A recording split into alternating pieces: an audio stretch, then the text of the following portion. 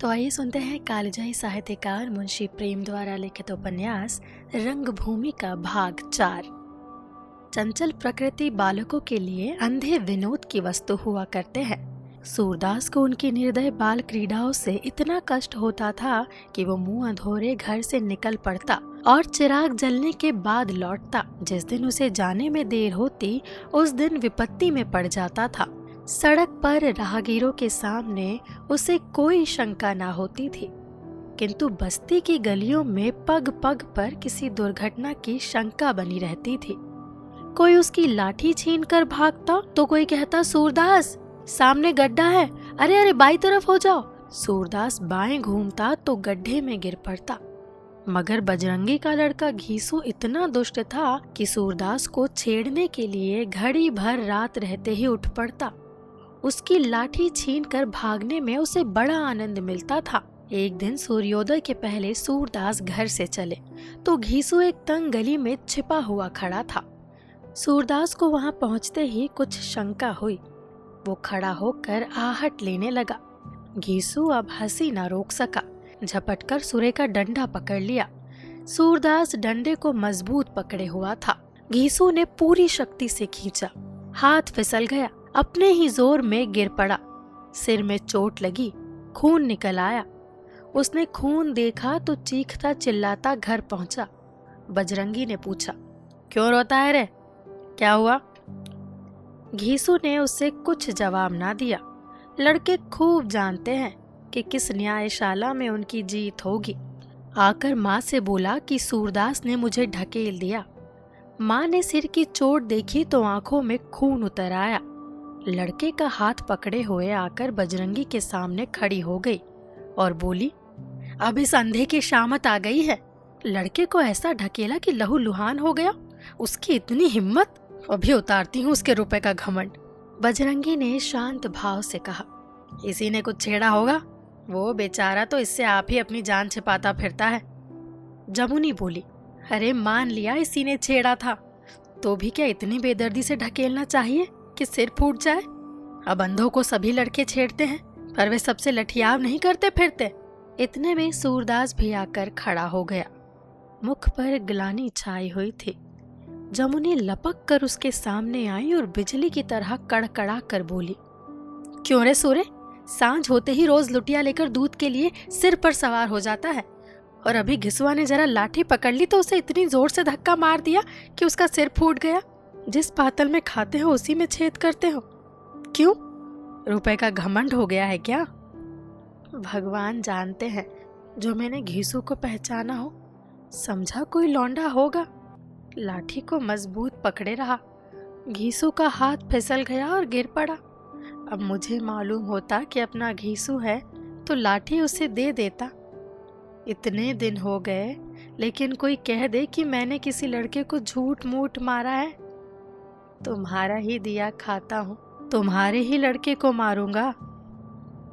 जमुनी, नहीं, अब तुम्हें घमंड हुआ, भीख मांगते हो, फिर भी लाज नहीं आती, सबकी बराबरी करने को मरते हो।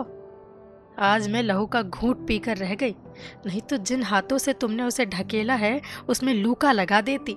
बजरंगी जमुनी को मना कर रहा था और लोग भी समझा रहे थे, लेकिन वो किसी की ना सुनती थी। सूरदास अपराधियों की भांति सिर झुकाए ये व्यंग बाण सह रहा था। मुंह से एक शब्द भी ना निकलता था।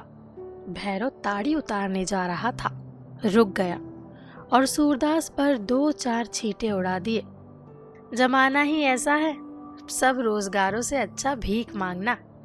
अभी 4 दिन पहले घर में भूंजी भांग न थी, अब 4 पैसे के आदमी हो गए हैं। पैसा होते हैं तभी घमंड होता है, नहीं क्या घमंड करेंगे हम और तुम, जिनकी 1 रुपया कमाई है तो 2 खर्च है। जगधार औरों से तो भीगी बिल्ली बना रहता था। सूरदास को धिक्कारने के लिए वो भी निकल पड़ा। सूरदास पछता रहा था कि मैंने लाठी क्यों न छोड़ दी, कौन कहे कि दूसरी लकड़ी ना मिलती। जगधार और भैरव के कटु वाक्य को सुन सुनकर वो और भी दुखी हो रहा था। अपनी दीनता पर रोना आता था। सहसा मिठुआ भी आ पहुंचा। वो भी शरारत का पुतला था। घीसू से भी 2 अंगुल बढ़ा हुआ। जगधर को देखते ही ये सरस पद गा गा कर चिढ़ाने लगा। लालू का लाल मुंह जगधर का काला, जगधर तो हो गया लालू का साला। भैरव को भी उसने एक स्वरचित पद सुनाया। भैरव भैरव ताड़ी बेच या बीवी की साड़ी बेच। चिढ़ने वाले चिढ़ते क्यों हैं, इसकी मीमांसा तो मनोवैज्ञानिक के पंडित ही कर सकते हैं। हमने साधारणतया लोगों को प्रेम और भक्ति के भाव से ही चिढ़ते देखा है।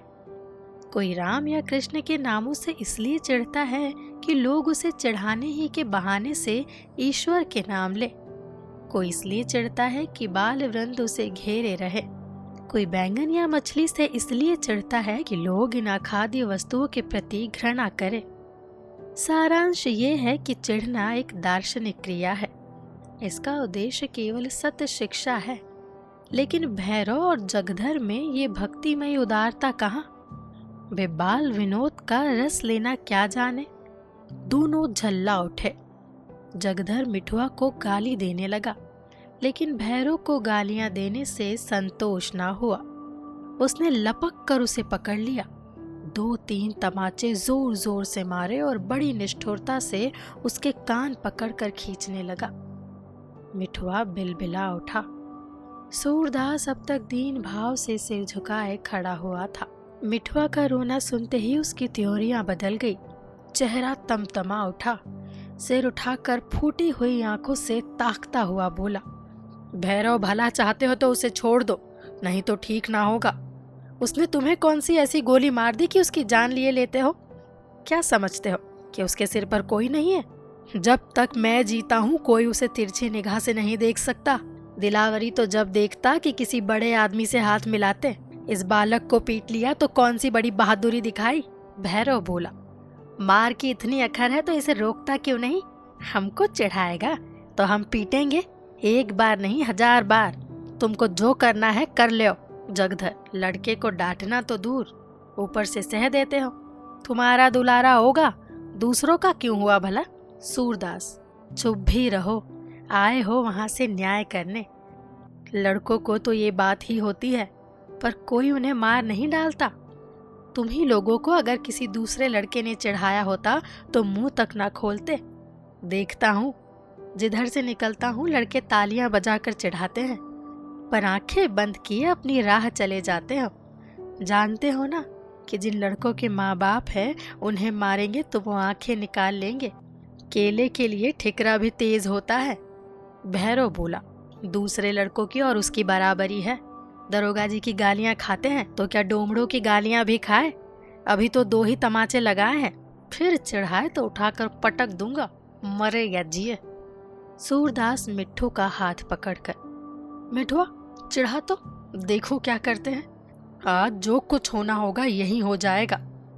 लेकिन मिठुआ के गालों में अभी तक जलन हो रही थी। मुंह भी सूज गया था। सिसकियां बंद ना होती थी। भैरव का रौद्र रूप देखा तो रहे सहे होश भी उड़ गए। जब बहुत बढ़ावे देने पर भी उसका मुंह ना खुला तो सूरदास ने झुंझला कर कहा, अच्छा मैं ही चिढ़ाता हूँ, देखो मेरा क्या बना लेते हो। ये कहकर उसने लाठी मजबूत पकड़ ली और बार बार उसी पद की रट लगाने लगा, मानो कोई बालक अपना सबक याद कर रहा हो। भैरव भैरव ताड़ी बेच या बीवी की साड़ी बेच। एक ही सांस में उसने कई बार यही रट लगाई। भैरव कहाँ तो क्रोध से उन्मत्ता हो रहा था, कहाँ सूरदास का ये बाल हट देखकर हंस पड़ा और लोग भी हंसने लगे। अब सूरदास को ज्ञात हुआ कि मैं कितना दीन और बेकस हूँ। मेरे क्रोध का ये सम्मान है। मैं सबल होता तो मेरा क्रोध देखकर ये लोग थर थर कांपने लगते, नहीं तो खड़े खड़े हंस रहे हैं। समझते हैं कि हमारा कर ही क्या सकता है। भगवान ने इतना अपंग ना बना दिया होता तो ये दुर्गति होती। ये सोचकर हठात उसे रोना आ गया। बहुत जब्त करने पर भी उसके आंसू ना रुक सके। बजरंगी ने भैरव और जगधर दोनों को धिक्कारा। क्या अंधे से हेकड़ी जताते हो? नहीं आती शर्म तुमको? एक तो लड़के का तमाचों से मुंह लाल कर दिया, उस पर और गरजते हो? वो भी तो लड़का ही है, गरीब का है तो क्या, जितना लाड़ प्यार उसका होता है उतना भले घरों के लड़कों का भी नहीं होता है। जैसे और सब लड़के चिढ़ाते हैं वो भी चिढ़ाता है, इसमें इतना बिगड़ने की क्या बात है? जमुनी की ओर देख कर बोला, ये सब तेरे कारण हुआ, अपने लौंडे को डांटती नहीं, बेचारे अंधे पर गुस्सा उतारने चली है। जमुनी सूरदास का रोना देखकर सहम गई थी, जानती थी दीन की हाय कितनी मोटी होती है। लज्जित होकर बोली, मैं क्या जानती थी कि जरा सी बात का इतना बखेड़ा हो जाएगा। बेटा मिट्ठू चल, बचवा पकड़ ले तो दूध दूं। दुलारे लड़के तिनके की मार भी नहीं सह सकते। मिट्ठू दूध की पुचकार से भी शांत ना हुआ तो जमुनी ने आकर उसके आंसू पोंछे और गोद में उठाकर घर ले गई। उसे क्रोध जल्दी आता था पर जल्द ही पिघल भी जाती थी। मिट्ठू तो उधर गया, भैरव और जगधर भी अपनी अपनी राह चले, पर सूरदास सड़क की ओर ना गया। अपनी झोपड़ी में जाकर अपनी बेबसी पर रोने लगा। अपने अंधे पर आज उसे जितना दुख हो रहा था उतना और कभी ना हुआ था। सोचा, मेरी ये दुर्गति इसीलिए ना है कि मैं अंधा हूँ, भीख मांगता हूँ। मशक्कत की कमाई खाता होता तो मैं भी गर्दन उठाकर ना चलता, मेरा भी आदर मान होता। क्यों चिवटी की भांति पैरों के नीचे मसला जाता। आज भगवान ने अपंग ना बना दिया होता तो क्या दोनों आदमी लड़के को मारकर हंसते हुए चले जाते, एक एक की गर्दन मरोड़ देता। बजरंगी से क्यों नहीं बोलता? घिसुआ ने भैरव की ताड़ी का मटका फोड़ दिया था, कई रुपए का नुकसान हुआ, लेकिन भैरव ने चू तक ना की। जगधर को उसके मारे घर से निकलना मुश्किल है, अभी 10-5 दिनों की ही बात है, उसका खोचा उलट दिया था। जगधर ने चू तक ना की। जानते हैं ना कि जरा भी गर्म हुए कि बजरंगी ने गर्दन पकड़ी। ना जाने उस जन्म में ऐसे कौन से अपराध किए थे जिसकी सजा मिल रही है। लेकिन भीख न मांगू तो खाऊं क्या? और फिर जिंदगी पेट ही पालने के लिए थोड़े ही है, कुछ आगे के लिए भी तो करना है। नहीं इस जन्म में तो अंधा हूं ही, उस जन्म में इससे भी बड़ी दुर्दशा होगी। पितरों का ऋण सिर सवार है, गया जी में उनका श्राद्ध ना किया तो वे भी क्या समझेंगे कि मेरे वंश में कोई है। मेरे साथ तो कुल का ही अंत है। अब मैं ये ऋण ना चुकाऊंगा तो और कौन लड़का बैठा हुआ है जो चुका देगा? कौन उद्यम करूं? किसी बड़े आदमी के घर पंखा खींच सकता हूं, लेकिन ये काम भी तो साल भर में 4 ही महीने रहता है। बाकी महीने क्या करूंगा? सुनता हूँ अंधे कुर्सी मोढ़े दरी टाट बुन सकते हैं, पर ये काम सीखूं किससे? कुछ भी हो, अब भीख ना मांगूंगा। चारों ओर से निराश होकर सूरदास के मन में विचार आया कि इस जमीन को क्यों ना बेच दूं। इसके सिवा मुझे और कोई सहारा नहीं है। कहाँ तक बाप दादाओं के नाम से रोऊं? साहब उसे लेने को मुंह फैलाए हुए हैं, दाम भी अच्छा दे रहे हैं, उन्हीं को दे दूं। 4-5 हजार बहुत होते हैं। अपने घर सेठ की तरह बैठा हुआ चैन की बंसी बजाऊंगा, 4 आदमी घेरे रहेंगे, मोहल्ले में अपना मान होने लगेगा। यही लोग जो आज मुझ पर रौब जमा रहे हैं मेरा मुंह जोहेंगे, करेंगे खुशामद फिर मेरी। यही ना होगा, मोहल्ले की गौएं मारी मारी फिरेंगी। फिर इसमें मैं क्या करूं? जब तक निभ सका निभाया, अब नहीं निभता तो क्या करूं? जिनकी गाय चरती है कौन मेरी बात पूछते हैं? आज कोई मेरी पीठ पर खड़ा हो जाता तो भैरव मुझे रुलाकर यूं मूंछों पर ताव देता हुआ ना चला जाता। जब इतना भी नहीं है तो मुझे क्या पड़ी है कि दूसरों के लिए मरूं? जी से जहान है, अब आबरू ही ना रही तो जीने पर धिक्कार है। मन में ये विचार स्थिर करके सूरदास अपनी झोपड़ी से निकला और लाठी टेकता हुआ गोदाम की तरफ चला। गोदाम के सामने पहुंचा तो दयागिरी से भेंट हो गई। उन्होंने पूछा, इधर कहाँ चले सूरदास? तुम्हारी जगह तो पीछे छूट गई। सूरदास, जरा इन्हीं मियाँ साहब से कुछ बातचीत करनी है। दयागिरी, क्या इसी जमीन के बारे में? सूरदास, हाँ, मेरा विचार है कि जमीन बेचकर कहीं तीर्थ यात्रा करने चला जाऊं। इस मोहल्ले में अब निबाह नहीं। दयागिरी, सुना, आज भैरव तुम्हें मारने की धमकी दे रहा था। सूरदास, मैं तरह ना दे जाता तो उसने मार ही दिया था। सारा मोहल्ला बैठा हंसता रहा। किसी की जबान ना खुली कि अंधे अपाहिज आदमी पर ये कुन्याव क्यों करते हो। तो जब मेरा कोई हितु नहीं है तो मैं काहे दूसरे के लिए मरूं। दयागिरी, नहीं सूरे, मैं तुम्हें जमीन बेचने की सलाह ना दूंगा। धर्म का फल इसी जीवन में नहीं मिलता। हमें आंखें बंद करके नारायण पर भरोसा रखते हुए धर्म मार्ग पर चलते रहना चाहिए। सच पूछो तो आज भगवान ने तुम्हारे धर्म की परीक्षा ली है। संकट ही में धीरज और धर्म की परीक्षा होती है। देखो, गुंसाई जी ने कहा है, आपत्ति काल परखिए चारी, धीरज धर्म मित्र अरु नारी। जमीन पड़ी है, पड़े रहने दो, गौएं चरती है, कितना बड़ा पुण्य है। कौन जानता है कभी कोई दानी धर्मात्मा आदमी मिल जाए और धर्मशाला, कुआं, मंदिर बनवा दे, तो मरने पर भी तुम्हारा नाम अमर हो जाएगा। रही तीर्थ यात्रा, उसके लिए रुपए की जरूरत नहीं। साधु संत जन्म भर यही किया करते हैं, पर घर से रुपयों की थैली बांध कर नहीं चलते। मैं भी शिवरात्रि के बाद बद्रीनारायण जाने वाला हूँ। अब हमारा तुम्हारा साथ हो जाएगा। रास्ते में तुम्हारी एक कौड़ी ना खर्च होगी, इसका जिम्मा मेरा। सूरदास, नहीं बाबा, अब ये कुन्याव नहीं सहा जाता। भाग्य में धर्म करना नहीं लिखा हुआ है तो कैसे धर्म करूंगा। जरा इन लोगों को भी तो मालूम हो जाए कि सूर्य भी कुछ है। दयागिरी, सूर्य आंखें बंद होने पर भी कुछ नहीं सूझता। ये अहंकार है, इसे मिटाओ, नहीं तो ये जन्म भी नष्ट हो जाएगा। यही अहंकार सब पापों का मूल है। मैं अरु मोर तौर ते माया, जय ही बस किन्हें जीव निकाया। ना यहाँ तुम हो ना तुम्हारी भूमि, ना तुम्हारा कोई मित्र है ना शत्रु। देखो, भगवान ही भगवान है। ज्ञान मान एको नाही, देखत ब्रह्म रूप सब गाही। इन झगड़ों में मत पड़ो।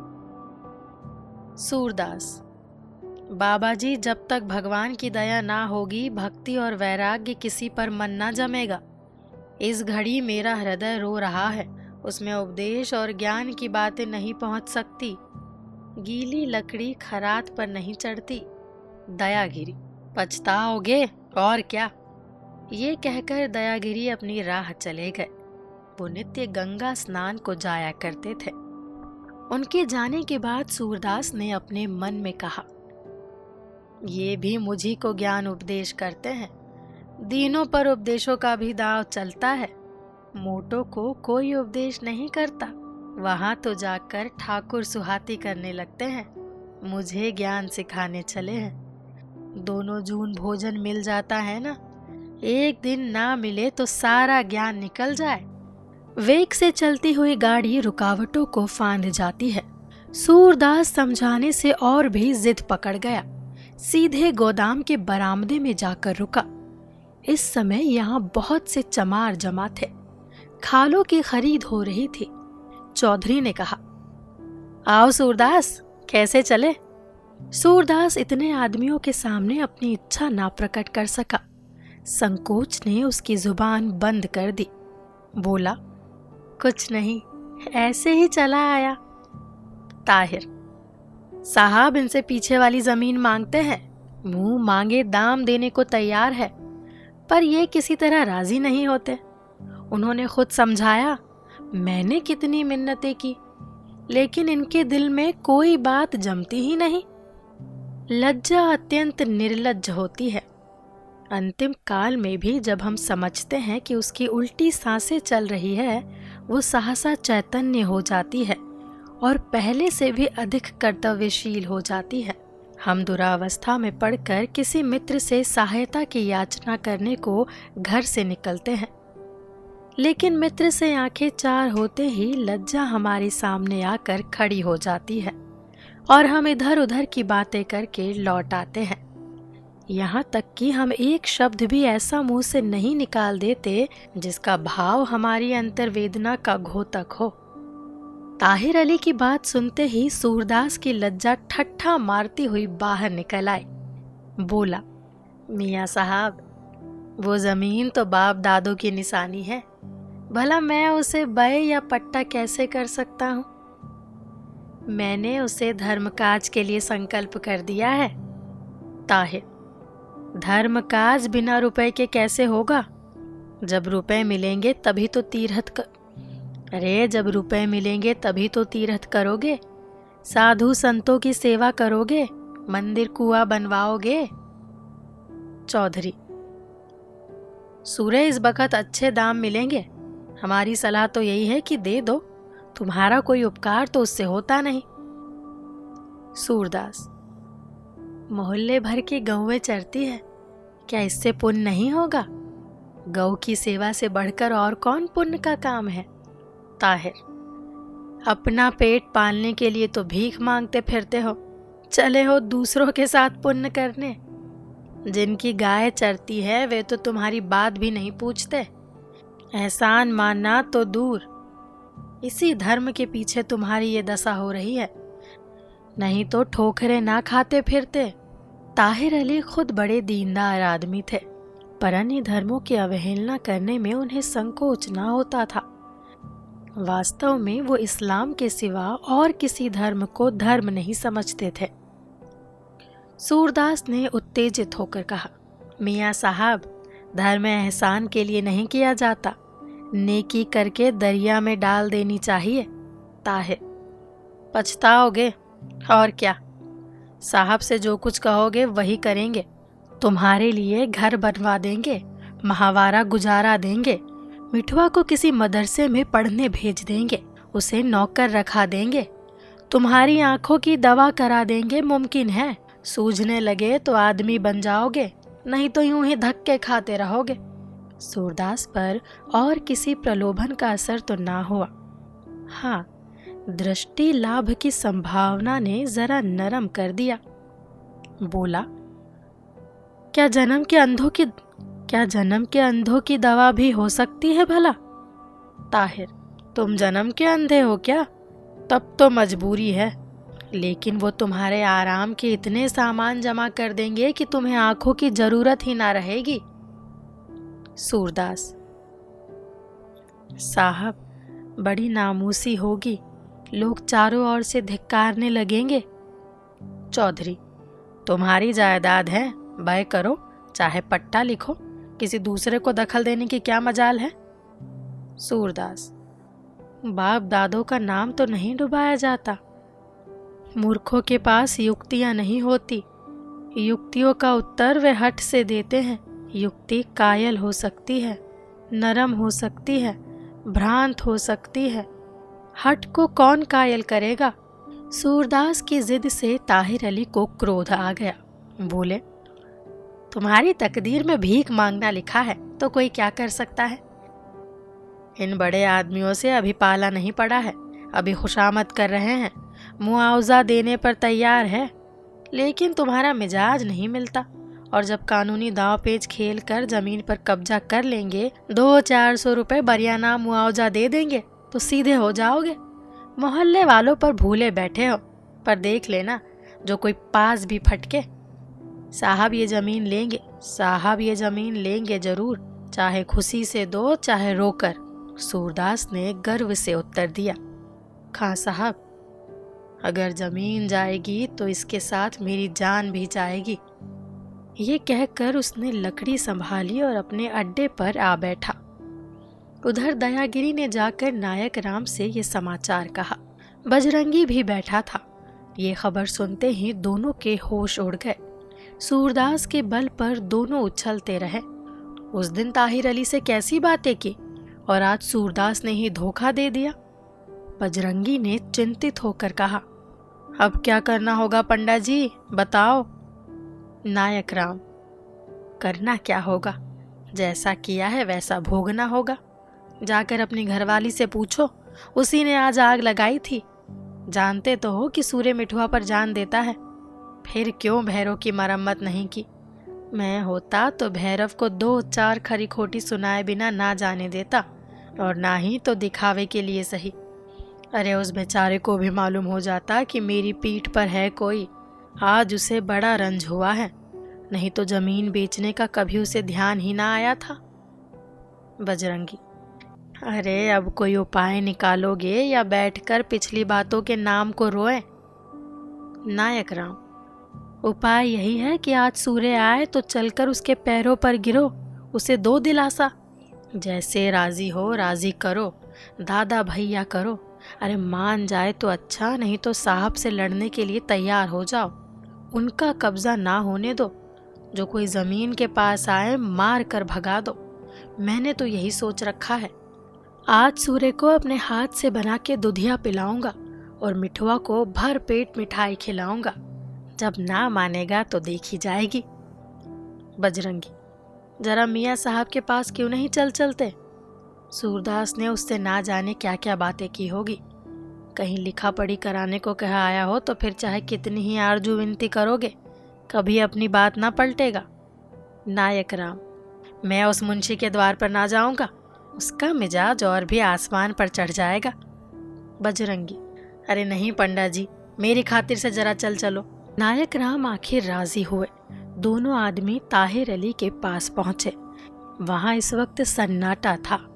खरीद का काम हो चुका था। चमार चले गए थे। ताहिर अली अकेला बैठे हुए हिसाब किताब लिख रहे थे। मिजान में कुछ फर्क पड़ता था। बार बार जोड़ते थे, पर भूल पर निगाह ना पहुंचती थी। सहसा नायक राम ने कहा, कहिए मुंशी जी, आज सूर्य से क्या बातचीत हुई। ताहिर, हाँ आइए पंडा जी, माफ कीजिएगा, मैं जरा मिजान लगाने में मसरूफ था। बैठिए, इस मोढ़े पर बैठिए। सूर्य से कोई बात तय ना होगी, उसकी तो शामतें आई है। आज तो धमकी देकर गया है कि जमीन के साथ मेरी जान भी जाएगी। गरीब आदमी है, मुझे उस पर तरस आता है। अरे आखिर यही होगा कि साहब किसी कानून की रूह से जमीन पर काबिज हो जाएंगे। कुछ मुआवजा मिला तो मिला, नहीं तो उसकी भी उम्मीद नहीं। नायक राम, अरे जब सूर्य राजी नहीं है तो साहब क्या खा के ये जमीन ले लेंगे। देख बजरंगी, हुई ना वही बात, सूर्य ऐसा कच्चा आदमी नहीं है। ताहिर, साहब को अभी आप जानते नहीं हैं। नायक राम, मैं साहब और साहब के बाप दोनों को अच्छी तरह जानता हूँ। अरे हकीमों की खुशामद की बदौलत आज बड़े आदमी बने फिरते हैं। ताहिर, खुशामद ही का तो आजकल जमाना है, अब वो इस जमीन को लिए बगैर ना मानेंगे। नायक राम, तो इधर भी यही तय है कि जमीन पर किसी का कब्जा ना होने देंगे, चाहे जान जाए, इसके लिए मर मिटेंगे। हमारे हजारों यात्री आते हैं, इसी खेत में सबको टिका देता हूँ। जमीन निकल गई तो क्या यात्रियों को अपने सिर पर ठहराऊंगा। आप साहब से कह दीजिए, यहाँ उनकी दाल ना गलेगी। अरे यहाँ भी कुछ दम रखते हैं, 12 मास खुले खजाने जुआ खेलते हैं, एक दिन में हजारों के वारे न्यारे हो जाते हैं। अरे थानेदार से लेकर सुप्रीडेंट तक जानते हैं, पर मजाल क्या कि कोई दौड़ लेकर आए, खून तक छिपा डाले हैं। ताहिर, तो आप ये सब बातें मुझसे क्यों कहते हैं भला, क्या मैं जानता नहीं हूँ। अपने सैयद रजा अली थानेदार का नाम तो सुना ही होगा, मैं उन्हीं का लड़का हूँ। यहाँ कौन पंडा है जिसे मैं नहीं जानता। नायक राम, लीजिए, घर ही बैठ तो मरिए क्यों, फिर तो आप अपने घर के ही आदमी हैं। दरोगा जी की तरह भला क्या कोई अफसर होगा।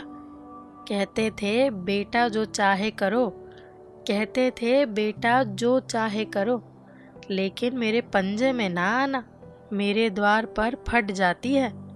वो कुर्सी पर बैठे देखा करते थे, बिल्कुल घराव हो गया था। कोई बात बनी बिगड़ी जाके सारी कथा सुना देता था। पीठ पर हाथ फेर कर कहते, बस जाओ, हम सब देख लेंगे। ऐसे आदमी अब कहाँ, सदयुगी लोग थे।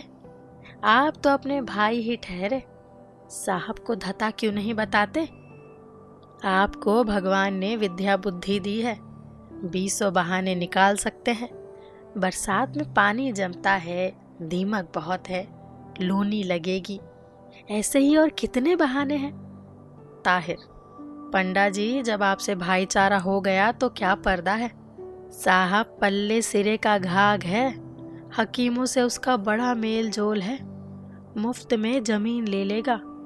सूर्य को तो चाहे 100-200 मिल भी रहे, मेरा इनाम इकराम गायब हो जाएगा। आप सूर्य से मामला तय करा दीजिए, तो फायदा उसका भी हो, मेरा भी हो। अरे और आपका भी तो फायदा होगा। नायक राव: अरे आपको वहां से इनाम इकराम मिलने वाला हो, वो हम ही लोगों से ले लीजिए, इसी बहाने कुछ आपकी खिदमत करेंगे। मैं तो दरोगा जी को जैसा समझता था वैसे ही आपको समझता हूँ। ताहिर: वाज अल्लाह पंडा जी, ऐसी बातें ना कहिए। मैं मालिक की निगाह बचाकर एक कौड़ी लेना भी हराम समझता हूँ। वो अपनी खुशी से जो कुछ भी दे देंगे, हाथ फैला कर ले लूंगा, पर उनसे छिपा कर नहीं, खुदा उस रास्ते से बचाए। वालिद ने इतना कमाया, पर मरते वक्त घर में एक कौड़ी कफन को भी ना थी। नायक राम: अरे यार, मैं तुम्हें रुस्वत थोड़े ही देने को कहता हूँ। जब हमारा आपका भाईचारा हो गया हो तो हमारा काम आपसे निकलेगा, आपका काम हमसे, ये कोई रुस्वत नहीं। ताहिर: अरे नहीं पंडा जी, खुदा मेरी नीयत को पाक रखे, मुझसे नमक हरामी ना होगी। मैं जिस हाल में हूँ उसी में खुश हूँ। जब उसके करम की निगाह होगी तो मेरी भलाई की कोई सूरत निकल ही आएगी। नायक राम: सुनते हो बजरंगी, दरोगा जी की बातें। चलो चुपके से घर बैठो, जो कुछ आगे आएगी देखी जाएगी। अब तो साहब ही से निबटना है। बजरंगी के विचार में नायक राम ने उतनी मिन्नत समाजत ना की थी जितनी करनी चाहिए थी।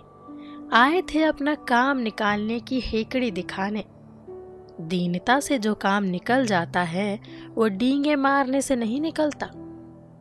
नायक राम ने तो लाठी कंधे पर रखी और चले। बजरंगी ने कहा, मैं जरा गुरुओं को देखने जाता हूँ, उधर से होता हुआ आऊंगा। यूं बड़ा अक्खड़ आदमी था, नाक पर मक्खी ना बैठने देता। सारा मोहल्ला उसके क्रोध से कांपता था, लेकिन कानूनी कार्रवाइयों से डरता था। पुलिस और अदालत के नाम से ही उसके प्राण सूख जाते थे। नायक राम को नित्य ही अदालत से काम रहता था, वो इस विषय में अभ्यस्त थे। बजरंगी को अपनी जिंदगी में कभी गवाही देने की भी नौबत ना आई थी। नायक राम के चले आने के बाद ताहिर अली भी घर आए, पर बजरंगी वहीं आसपास टहलता रहा कि वो बाहर निकले तो अपना दुखड़ा सुनाओ। ताहिर अली के पिता पुलिस विभाग के कांस्टेबल से थानेदार के पद पर पहुंचे थे। मरते समय कोई जायदाद तक न छोड़ी, यहाँ तक कि उनकी अंतिम क्रिया कर्ज से की गई। लेकिन ताहिर अली के सर पर 2 विधवाओं और उनकी संतान का भार छोड़ गए। उन्होंने 3 शादियां की थी। पहली स्त्री से ताहिर अली थे, दूसरी से माहिर अली और जाहिर अली, और तीसरी से जाबिर अली। ताहिर अली धैर्यशील और विवेकी मनुष्य थे। पिता का देहांत होने पर साल भर तक तो वो रोजगार की तलाश में मारे मारे फिरे। कहीं मवेशी खाने की मुहर्रिरी मिल गई तो कहीं किसी दवा बेचने वाले के एजेंट हो गए, कहीं चुंगी घर के मुंशी का पद मिल गया। इधर कुछ दिनों से मिस्टर जॉन सेवक के यहाँ स्थायी रूप से नौकर हो गए थे। उनके आचार विचार अपने पिता से बिल्कुल निराले थे। रोजा नमाज के पाबंद और नीयत के साफ थे। हराम की कमाई से कोसों भागते थे। उनकी माँ तो मर चुकी थी, पर दोनों विमाताएं जीवित थी। विवाह भी हो चुका था। स्त्री के अतिरिक्त एक लड़का था, साबिर अली, और लड़की नसीमा। इतना बड़ा कुटुंब था और 30 रुपए मासिक आय। इस महंगी के समय में, जबकि इससे 5 गुनी आमदनी में सुचारू रूप से निर्वाह नहीं होता, उन्हें बहुत कष्ट झेलने पड़ते थे। पर नीयत खोटी ना होती थी। ईश्वर भीरुता उनके चरित्र का प्रधान गुण थी। घर में पहुंचे तो माहिर अली पढ़ रहा था। जाहिर और जबीर मिठाई के लिए रो रहे थे और साबिर आंगन में उछल उछल कर बाजरे की रोटियां खा रहा था। ताहिर अली तख्त पर बैठ गए और दोनों भाइयों को गोद में उठाकर चुप कराने लगे। उनकी बड़ी विमाता ने, जिनका नाम जैनब था, द्वार पर खड़ी होकर नायक राम और बजरंगी की बातें सुनी थी। बजरंगी 10 ही 5 कदम चला था कि माहिर अली ने पुकारा, सुनो जी, ओ आदमी, जरा यहाँ आना, तुम्हें अम्मा बुला रही है। बजरंगी लौट पड़ा, कुछ आस बंधी, आकर फिर बरामदे में खड़ा हो गया। जैनब टाट के परिंदे की आड़ में खड़ी थी। पूछा, क्या बात थी जी? बजरंगी, वही जमीन की बातचीत थी। साहब इसे लेने को कहते हैं, हमारा गुजर बसर इसी जमीन से तो होता है। मुंशी जी से कह रहा हूँ, किसी तरह इस झगड़े को मिटा दीजिए। नजर नियाज देने को भी तैयार हूँ, मुआ मुंशी जी सुनते ही नहीं। जैनब, सुनेंगे क्यों नहीं? सुनेंगे ना तो गरीबों की हाय किस पर पड़ेगी? तुम तो गवार आदमी हो, उनसे क्या कहने गए? ऐसी बातें मर्दों से कहने की थोड़ी होती है। हमसे कहते, हम तय करा देते। जाबिर की माँ का नाम था रकिया, वो भी आकर खड़ी हो गई। दोनों महिलाएं साए की तरह साथ साथ रहती थी। दोनों के भाव एक, दिल एक, विचार एक। सौतिन का जलापा नाम को ना था, बहनों का सा प्रेम था। बोली, और क्या, भला ऐसी बातें मर्दों से की जाती है? बजरंगी, माता जी, मैं गंवार आदमी, इसका हाल क्या जानूं? अब आप ही तय करा दीजिए। गरीब आदमी हूं, बाल बच्चे जिएंगे। जैनब, सच सच कहना, ये मामला दब जाए तो कहाँ तक दोगे? बजरंगी, बेगम साहब 50 रुपए तक देने को तैयार हूँ। जैनब, तुम भी गजब करते हो, 50 रुपए ही में इतना बड़ा काम निकालना चाहते हो? रकिया, बहन कहीं बिदक ना जाए। बजरंगी, क्या करूं बेगम साहब, गरीब आदमी हूँ, लड़कों को दूध दही जो कुछ हुक्म होगा खिलाता रहूंगा, लेकिन नगद तो इससे ज्यादा मेरा किया ना होगा। रकिया, अच्छा तो रुपयों का इंतजाम करो, खुदा ने चाहा तो सब तय हो जाएगा। जैनब, रकिया, तुम्हारी जल्दबाजी से मैं अजीज हूँ। बजरंगी, माँ जी, ये काम हो गया तो सारा मोहल्ला आपका जस गाएगा। जैनब, मगर तुम 50 रुपए से आगे बढ़ने का नाम ही नहीं लेते। इतने तो साहब ही दे देंगे, फिर गुनाह बेलज्जत क्यों किया जाए? बजरंगी, माँ जी, आपसे बाहर थोड़े ही हूँ, 10-5 रुपए और जुटा दूंगा। बजरंगी, बस 2 दिन की मोहलत मिल जाए, तब तक मुंशी जी से कह दीजिए, साहब से कहे सुने। जैनब, वाह महतो, तुम तो बड़े होशियार निकले, सेंध ही में काम निकालना चाहते हो। पहले रुपया लाओ, फिर तुम्हारा काम ना हो तो हमारा जिम्मा। बजरंगी दूसरे दिन आने का वादा करके खुश खुश चला गया तो जैनब ने रकिया से कहा, तुम बेसब्र हो जाती हो, अभी चमारों से 2 पैसे खाल लेने पर तैयार हो गई। मैं 2 आने लेती और वे भी खुशी से देते, यही अहीर पूरे 100 गिन कर जाता। बेसब्री से गरजमंद चौकन्ना हो जाता है, समझता है शायद हमें बेवकूफ़ बना रही है। जितनी ही देर लगाओ, जितनी बेरुखी से काम लो, उतना एतबार बढ़ता है। रकिया, क्या करूं बहन, मैं डरती हूं कि कहीं बहुत सख्ती से निशाना खता ना कर जाए। जैनब, वही ये रुपए जरूर लाएगा, ताहिर को आज ही से भरना शुरू कर दो, बस अजाब का खौफ दिलाना चाहिए, उन्हें हत्ते चढ़ाने का यही ढंग है। रकिया, और कहीं साहब ना माने तो? जैनब, तो कौन हमारे ऊपर नालिश करने जाता है? ताहिर अली खाना खाकर लेटे थे कि जैनब ने जाकर कहा, साहब दूसरों की जमीन क्यों लिए लेते हैं, बेचारे रोते फिरते हैं। ताहिर, मुफ्त थोड़े ही लेना चाहते हैं, उसका माकूल मुआवजा देने पर तैयार है। जैनब, ये तो गरीबों पर जुल्म है। रकिया, जुल्म नहीं है, अजाब है। भैया तुम साहब से साफ साफ कह दो, मुझे इस अजाब में ना डालिए, खुदा ने मेरे आगे भी बाल बच्चे दिए हैं, ना जाने कैसी पढ़े कैसी ना पढ़े, मैं ये अजाब सिर पर ना लूंगा। जैनब, गवार तो है ही, तुम्हारे ही सिर हो जाए। तुम्हें साफ कह देना चाहिए कि मैं मोहल्ले वालों से दुश्मनी मोल ना लूंगा। जान जोखिम की बात है। रखिया, जान जोखिम तो है ही, ये गंवार किसी के नहीं होते। ताहिर, क्या आपने भी कुछ अफवाह सुनी है? रखिया, हाँ, ये सब चमार आपस में बातें करते जा रहे थे कि साहब ने जमीन ली तो खून की नदी बह जाएगी। मैंने तो जब से सुना है होश उड़े जा रहे हैं। जैनब, होश उड़ने की बात ही है। ताहिर, मुझे सब नाहक बदनाम कर रहे हैं, मैं लेने में ना देने में। साहब ने उस अंधे से जमीन की निस्बत बातचीत करने का हुक्म दिया था, मैंने हुक्म की तामील की, अरे जो मेरा फर्ज था। लेकिन ये अहमक यही समझ रहे हैं कि मैंने ही साहब को इस जमीन की खरीदारी पर आमदा किया है। हालांकि खुदा जानता है मैंने कभी उनसे इसका जिक्र ही नहीं किया। जैनब, मुझे बदनामी का खौफ तो नहीं है, हाँ, खुदा के कहर से डरती हूँ। बेकसों की आह क्यों सिर पर लो? ताहिर, मेरे ऊपर क्यों अजाब पड़ने लगा? जैनब, और किसके ऊपर पड़ेगा बेटा, यहाँ तो तुम ही हो। साहब तो नहीं बैठे हैं, वो तो भूस में आग लगाकर दूर से तमाशा देखेंगे। आई गई तो तुम्हारे सिर जाएगी।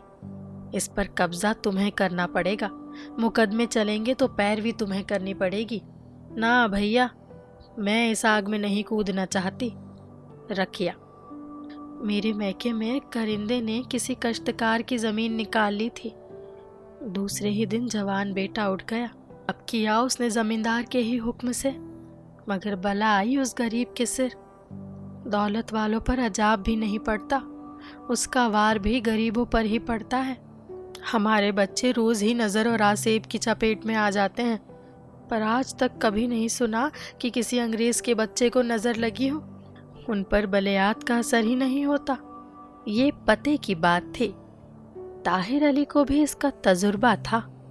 उनके घर के सभी बच्चे गंडों और तावीज़ों से मढ़े हुए थे। उस पर भी आए दिन झाड़ फूक और राई नून की जरूरत पड़ा ही करती थी। धर्म का मुख्य स्तंभ भय है। अनिष्ट की शंका को दूर कीजिए, फिर तीर्थ यात्रा, पूजा पाठ, स्नान, ध्यान, रोजा, नमाज किसी का निशान भी ना रहेगा। मस्जिदें खाली नजर आएंगी और मंदिर वीरान। ताहिर अली को भय ने परास्त कर दिया। ताहिर अली को भय ने परास्त कर दिया। स्वामी भक्ति और कर्तव्य पालन का भाव ईश्वरीय कोप का प्रतिकार ना कर सका।